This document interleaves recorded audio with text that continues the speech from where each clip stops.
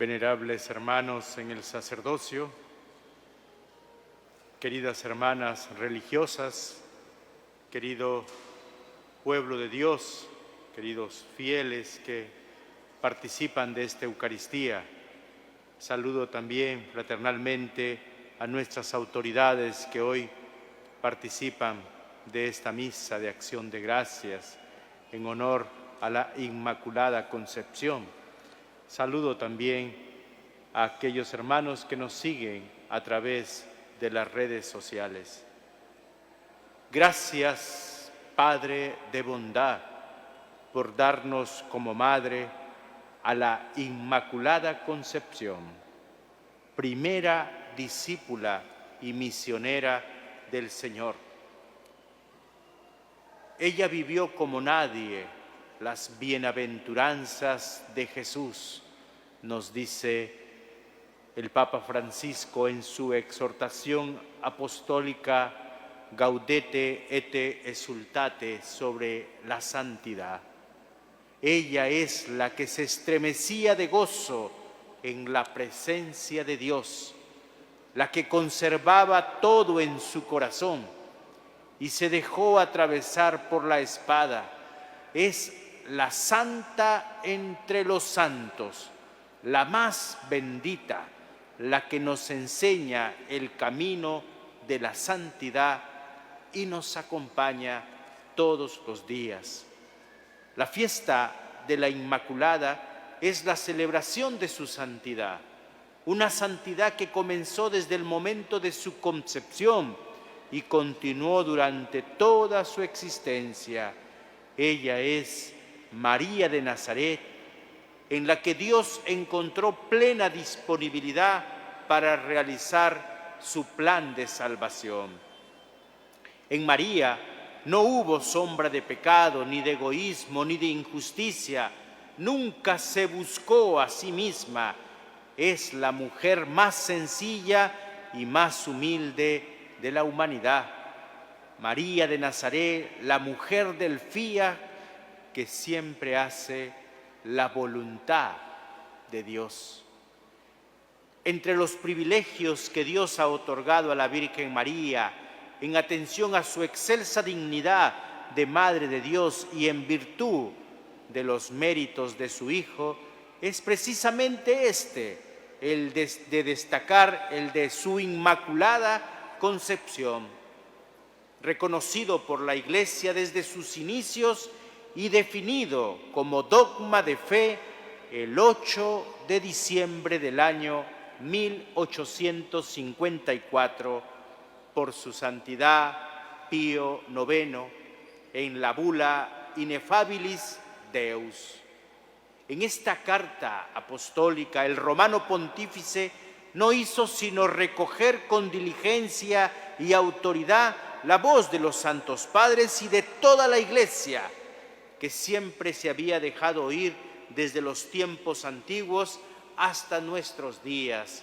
Y el dogma es precisamente: declaramos, pronunciamos y definimos que la doctrina que sostiene que la Santísima Virgen María, en el primer instante de su concepción, fue por singular gracia y privilegio del Dios omnipotente, en previsión de los méritos de Cristo Jesús, Salvador del género humano, preservada inmune de toda mancha de culpa original, ha sido revelada por Dios y por tanto debe ser firme y constante y constantemente creída por todos los fieles. El dogma de la Inmaculada Concepción. Quiero brindar un fuerte aplauso a nuestra Madre Inmaculada Concepción.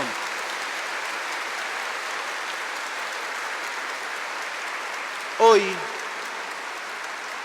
quiero reflexionar esta homilía en 4 momentos a la luz de las lecturas y el contexto.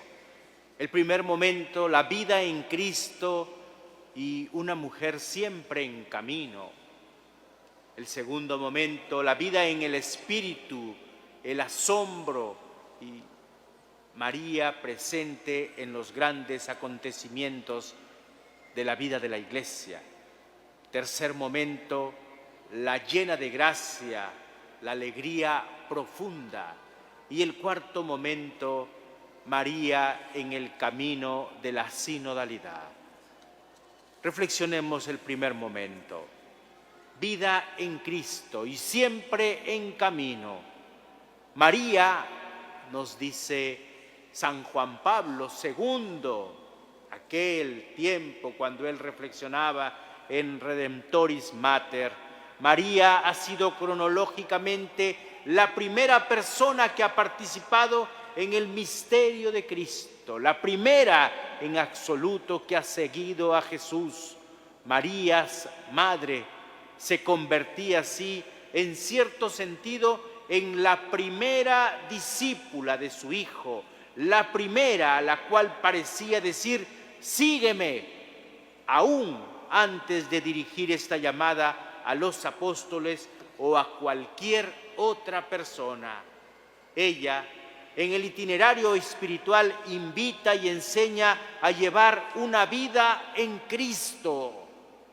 ¿Dónde? En la vida diaria, en la familia, en nuestros apostolados, en el trabajo. Todo nuestro actuar debe estar movido por la vida en Cristo. Cuando Jesús está en nuestra vida, todo se ilumina. Cuando el Señor está en nuestra vida, todo resplandece. Y cuando el Señor está ausente en nuestra vida, muchas veces caemos en oscuridad. La vida se vuelve rutinaria, sin asombro. La vida se vuelve repetitiva. Hoy necesitamos que nos recuerden que Jesús es la luz en nuestro caminar. En la Virgen María, Madre de Cristo, de la Iglesia y de la humanidad, aprendemos el arte de la escucha, la atención a la voluntad de Dios, la obediencia a su palabra, la capacidad de captar las necesidades de los pobres, la valentía de ponerse en camino, el amor que ayuda, el canto de alabanza, la exultación del Espíritu que me invita siempre a caminar, a no detenerme. Ella es la mujer que siempre está en camino para ayudar, para socorrer. Y este es un llamado también para cada uno de nosotros, estar en camino, avanzar, caminar para socorrer, para dar una mano, para salir de nosotros mismos y ponernos siempre al servicio de los demás. Y esto no va a ocurrir si no tenemos una vida en Cristo. Cuando Cristo está en nuestra vida, todo resplandece. Segundo momento, vida según el Espíritu, el asombro y María presente en los grandes acontecimientos. María, la llena de gracia, es la síntesis de lo que debe ser una vida neumática o vida según el Espíritu.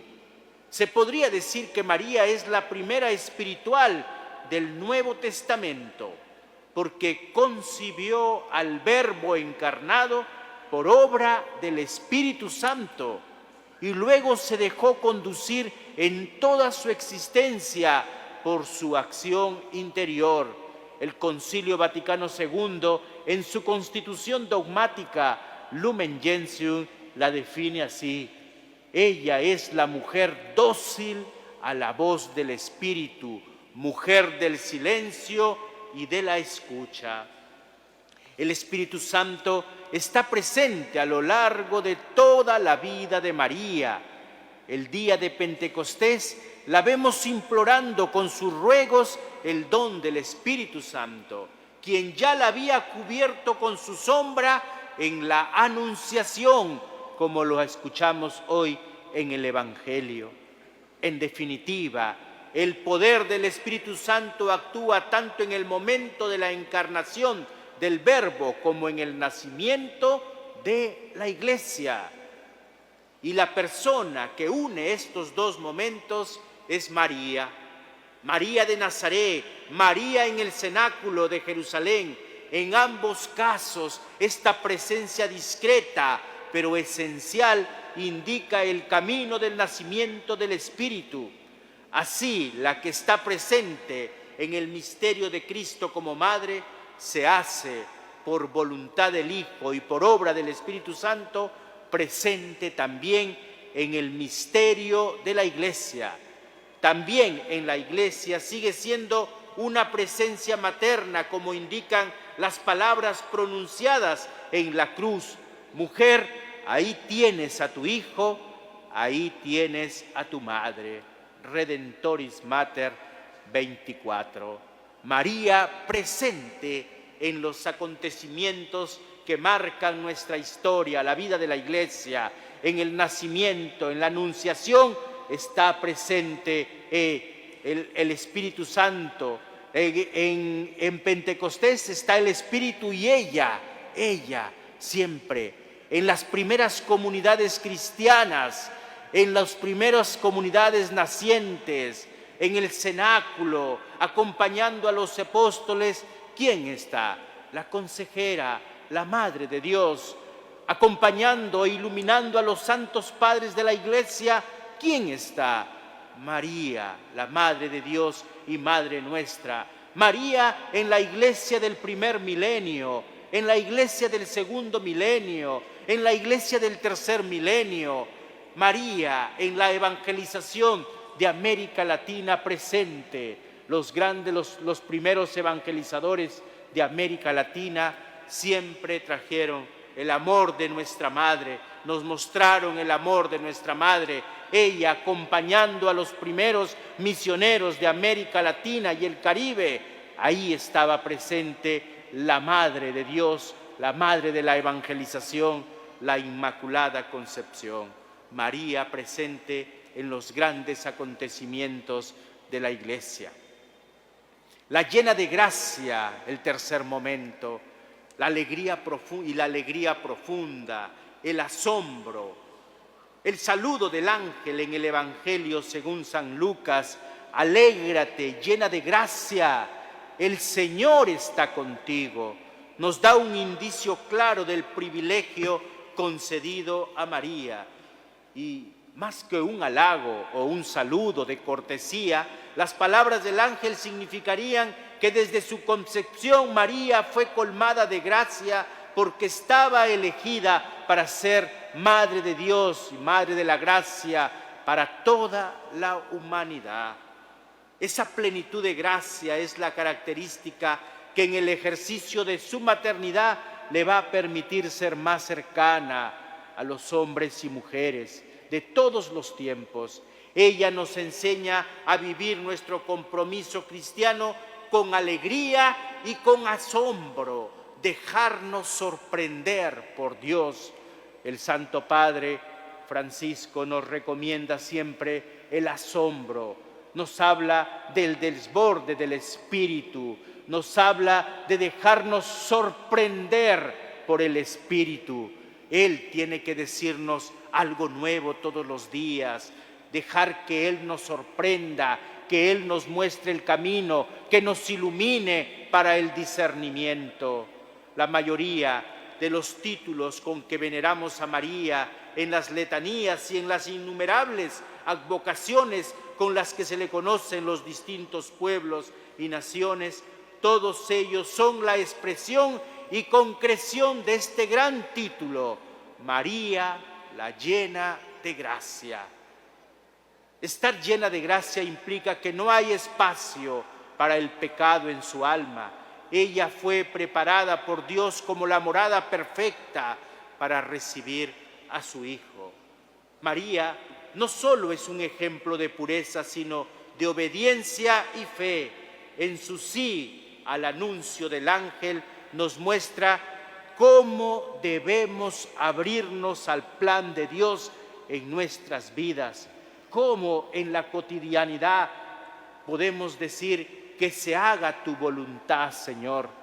Cómo en los momentos difíciles de nuestra vida a veces nos cuesta decir que se haga la voluntad de Dios. En los momentos difíciles muchas veces nos desesperamos, muchas veces perdemos la confianza en Dios, perdemos la fe, y es ahí donde tenemos que aprender de ella, de Sofía, María ahí disponible, María que pone toda su confianza en Dios, la llena de gracia. Hoy también nos acompaña y nos dice que debemos poner toda nuestra confianza en Dios. Su vida es un testimonio de la confianza total en el Señor, incluso en medio de las incertidumbres y desafíos. Por último, una vida sinodal. La sinodalidad, como lo hemos venido hablando durante este tiempo, la sinodalidad significa un camino que se hace juntos, como pueblo de Dios. El pueblo de Dios, de todos los bautizados, obispos, sacerdotes, religiosas, religiosos, laicos, todos juntos como pueblo de Dios, el carné de identidad de este santo pueblo de Dios es el bautismo, de donde brotan los carismas, las vocaciones, los ministerios. Esta vida sinodal también se vivió en María Santísima, a la Virgen que lleva el espléndido título de Odigitria, aquella que indica y guía el camino. A ella le confiamos los resultados, los frutos de este camino sinodal, que ella, Madre de la Iglesia, que en el cenáculo ayudó a la comunidad naciente a abrírsela a la novedad de Pentecostés, nos enseña a ser un pueblo de discípulos misioneros que caminan juntos hacia una iglesia sinodal, una iglesia de puertas abiertas, una iglesia que camina, una iglesia en salida, una iglesia que acoge, una iglesia que es madre misericordiosa. Y estamos llamados a esto, queridos hermanos, como nuestra madre, a ser testimonio de la misericordia en este camino que se hace juntos. Si Dios nos perdona, nos da una nueva oportunidad para levantarnos, que también podamos nosotros dar a conocer esta misericordia a todos los pueblos. En esta fiesta de la Inmaculada Concepción, renovemos nuestra fe y nuestro compromiso de vivir como hijos de Dios. Que María, nuestra Madre Inmaculada, nos inspire siempre a vivir con humildad, con sencillez, con confianza y siempre en camino. No nos detengamos en el camino. Cuidado con perder la meta, el horizonte. Nuestra meta siempre será la comunión con el Señor. Feliz día de la Inmaculada Concepción.